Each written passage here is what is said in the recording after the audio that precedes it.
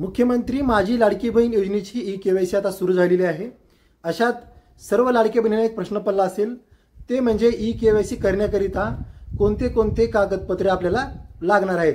आपण या व्हिडिओमध्ये याबद्दल सविस्तर माहिती घेणार आहोत। नमस्कार मित्रांनो, मी अनिल जांभळे, तुम्ही पाहतात मराठी तक यूट्यूब चॅनल।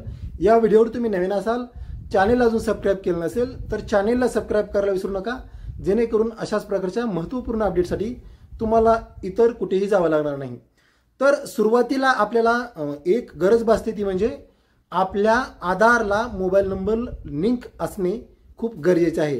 त्याशिवाय तुमची जी काही ई-केवायसी ती होणार नाही।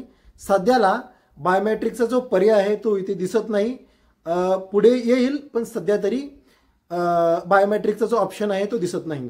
त्याच्यानंतर आपल्याला लागतो लाभार्थ्याचा आधार क्रमांक, म्हणजे आधार कार्ड। जे काही लाभार्थी आहेत त्यांचा आपल्याला आधार क्रमांक लागणार आहे।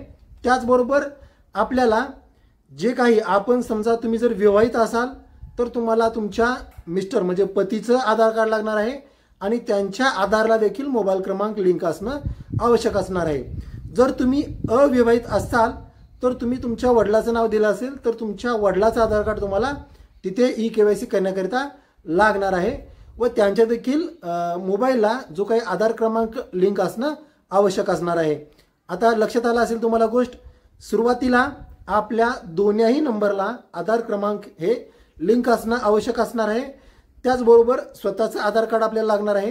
त्याच्यानंतर जर तुम्ही विवाहित असाल तर तुमच्या पतीचं तुम्हाला आधार कार्ड लागणार आहे।